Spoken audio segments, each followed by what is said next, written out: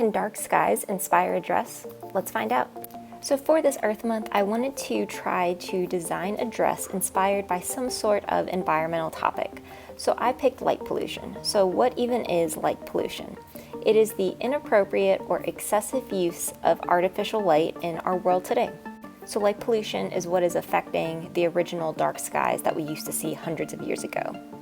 Now there are four main types of light pollution. The first is glare, so this would be the excessive brightness that causes visual discomfort. So this may be when people are wearing sunglasses during the day, but it can also occur at night. The second would be skyglow, which is the brightening of the night sky over inhabited areas. The third would be light trespass, or light falling where it is not intended or needed. And then the fourth would be clutter, or bright, confusing, and excessive groupings of light sources. And I will link a video up at the top that goes a little bit more into detail about each of those. So why is this even a concern? And it's because it provides serious environmental impacts. This can be such as increasing energy consumption for humans. It disrupts ecosystems and wildlife by throwing off animals that are normally nocturnal. It can harm human health, so affecting human circadian rhythm, as if it's too light, our bodies may not know when it's really day or night. And then there have been some studies that it can affect crime and safety. So let's take a major city, for example, like Miami. During the day, you can see the buildings, but at night, there's lights that are showing you the skyline, are in the sky themselves. When we go to a fireworks show, you have this black canvas with all these pops of color. But what happens when you're in nature? If you're out there and at night, you start to see all of these stars appear in the sky. And that's what I wanted to use as inspiration for this dress. The stars we're no longer seeing. For the dress, I knew I wanted it to look really pretty during the day, but I really wanted the beauty to come in when it was dark. So that's why I decided to use a black fabric, and then I want to add lights underneath to really act like the stars in the sky. For this dress, I really wanted to be part of Earth Day and Earth Week and month, so I found two different fabrics that I had in my mystery box. So one was this really nice black knit that I think will be the outside of the dress, and then I also had a lining material which I think will go really well for the skirt portion that I'll be able to attach the lights to. For the bodice itself, I wanted to keep it pretty simple but also play around with draping, as that was kind of a new skill for me. So I started to just drape the entire top portion. I added pins where I wanted those pleats to sit, and then I'm just going to take a straight seam across. Then I'll have another band probably below that for the midriff, so that it will connect to the top, and then there will also be a skirt below it, and that will be so we'll have lights in all three portions. Then for the closure at the top, I'm just going to keep this like a simple halter top, so I may add a snap or some sort of button. I'm not sure yet on that, but I'm going to go ahead and take that seam across. So the top bodice portion has now been sewed across the bottom. You see I have those two different pieces. When we start to add that midriff section, that's going to keep everything nice and tight into the body. So now I'm going to go ahead and start working on that. To make that piece, I'm going to have to measure both the waist as well as right below the bust line, so that I can figure out how big of a piece of fabric to cut. I did slightly do this on an angle as well, so that it would be very fitted to the body. Once I had the width completed for how big of a midriff piece I needed, I then found what the total measurement around my mannequin was for both the top and bottom like we talked about, and I just cut that out. So this is basically one piece, but I am cutting both a back and a front so that we won't be able to see any of the seams and it'll look nice and neat. I then pinned both of those up all the way around the entire piece, but I did leave a gap so that I would know not to sew a certain part, so that I could turn this right side out. And once I do that, I'll be able to press it and then start to attach it to the dress form itself.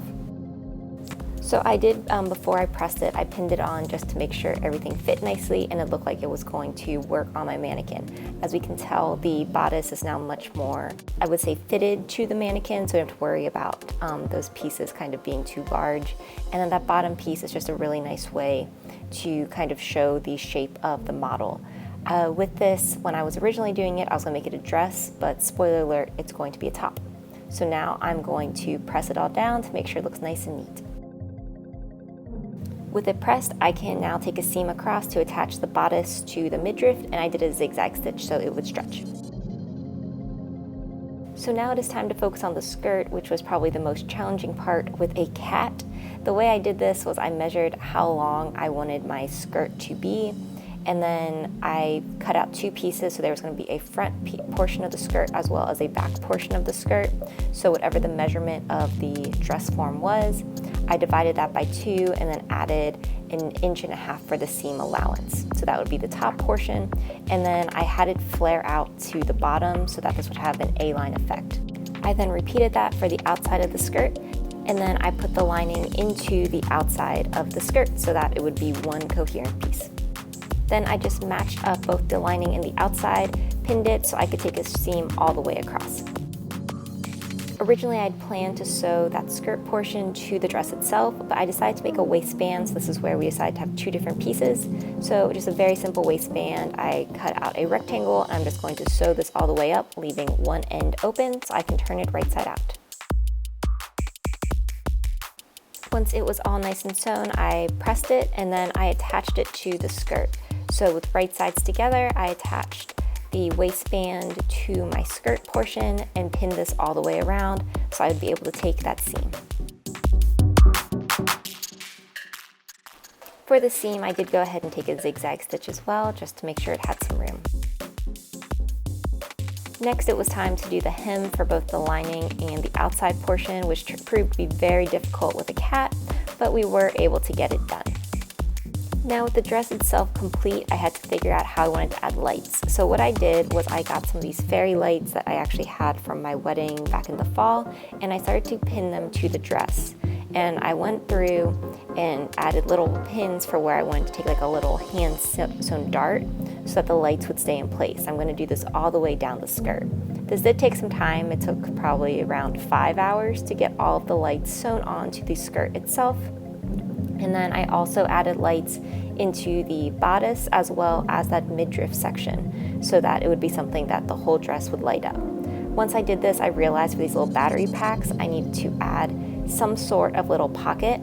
And what I did was I cut out some of that lining fabric and just made a little rectangle and then pressed that in half and then folded that down and took a straight seam on both sides so that I would be able to attach this to the skirt and it would be able to hold the batteries instead of having to worry about, those white little battery packs flying around everywhere. And with those packs sewn in, the dress was now complete. So this is what the dress looks like during the day.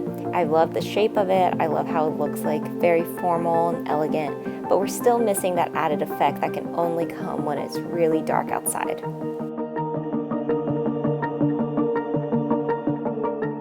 So what do you think? Did we create a dress inspired by dark skies? Let's find out.